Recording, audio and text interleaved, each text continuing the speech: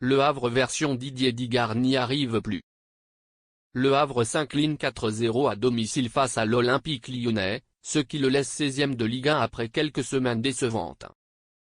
Après un nouveau revers contre la bande de Pierre Serge, de quoi soulever les premières interrogations autour de Didier Digard, chargé par certains sympathisants.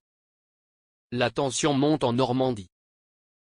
Lorsque Didier Digard est arrivé dans la ville portuaire en juillet dernier pour remplacer Lucas Elsner et siège actuellement sur le banc du stade de Reims, il n'a pas encore trouvé la recette.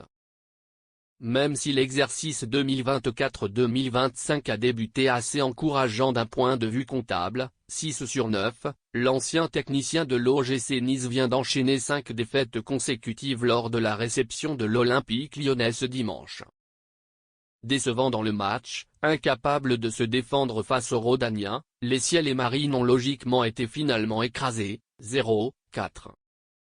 Un autre revers a vu le club le plus âgé chuter à une inquiétante 16e place. À noter également que c'est la première fois depuis le 15 novembre 1998 que le Havre AC subit une aussi lourde défaite à domicile en Ligue 1. Les supporters perdent patience. Une humiliation qui va logiquement provoquer la colère des supporters havrais, mécontents des débuts d'entraîneur du joueur de 38 ans. Le coup d'envoi avait déjà commencé lorsque la composition de l'équipe a été annoncée, mais le natif de Gisors a finalement participé à une discussion animée entre certains joueurs et les ultras de l'équipe normande quelques minutes après la rencontre. Un spectacle insolite qui reflète le climat tendu qui règne actuellement autour de l'Océan Stadium. Lorsqu'Abdoulaye Touré et Loïc Nego ont été interrogés sur cet épisode, ils ont quand même tenté d'apaiser la situation. Vous avez le droit d'être en colère. Depuis quelque temps, nous perdons sur un score très élevé. Ils ont montré leur mécontentement. Nous avons demandé l'unité. C'est ce dont nous avons besoin, a d'abord reconnu le milieu de terrain guinéen. Et il poursuit, entre les joueurs, nous devons nous unir. C'est une situation compliquée, il faut garder la tête haute. Les supporters ont le droit d'exprimer leur opinion. Certaines personnes paient très cher pour venir chez nous. Nous devons trouver les mots justes. Il en va de même pour l'arrière droit hongrois, qui a ajouté, c'est une défaite difficile. Nous avons discuté un peu, comme c'est courant dans n'importe quel club. Mais rien de grave. Nos supporters sont toujours derrière nous. Ils avaient quelque chose à nous dire et ils l'ont fait. Didier Digard, attiré par l'incident en conférence de presse, a été quelque peu déçu par cette nouvelle gifle. Il a compris l'épuisement affiché et a qualifié cela de sainteté, peu importe. Quoi? Tulé, Nego et Digard recherchent une union sacrée. Nous avons parlé avec nos supporters de ce qui était important pour nous. Nous savions qu'il y aurait des moments compliqués que nous devions traverser ensemble et nous devions y faire face lorsque les choses ne se passaient pas comme nous le souhaitions. Non, vous avez le pouvoir. A le droit de dire les choses. Au final, tout le monde veut la même chose, maintenir le club en vie en Ligue 1. Nous disons ce qui nous vient à l'esprit, mais il n'y a pas toujours de formule correcte. Nous reconnaissons que nous avons le même objectif. Nous ne pouvons pas réussir sans nos soutiens. Ils nous ont demandé d'essayer d'être présents. Je ne peux pas dire que les joueurs ne veulent pas ça.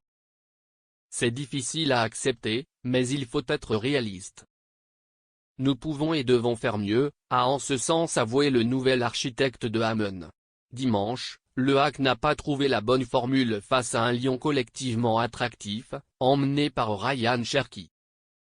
Le coéquipier d'Arthur Desma, retourné dans tous les secteurs, 38% de possession, 3 occasions, un seul tir cadré, et loin d'être parfait dans ses volets, a été maîtrisé. Abner Vinicius, qui menait au premier tour, a sombré. C'est compliqué parce que c'était une défaite difficile. Après, c'est surtout un contraste entre ce qu'on peut faire et ce qui est parfois difficile. Tout d'abord, quand je dis dynamique, je pense que je veux avant tout que ce soit solide. Et après avoir encaissé un but, rien ne peut être défait. Il faut à chaque fois attendre la mi-temps pour réparer ou forcer quelque chose. Le problème est que dès que vous passez en attaque, votre défense devient très vulnérable. Il faut trouver un équilibre, et ce n'est pas facile pour les joueurs. Quand on joue contre une équipe avec ce genre de personnalité, les choses se compliquent dès qu'on quitte la salle, a déclaré Digard. Des décisions controversées et discutables.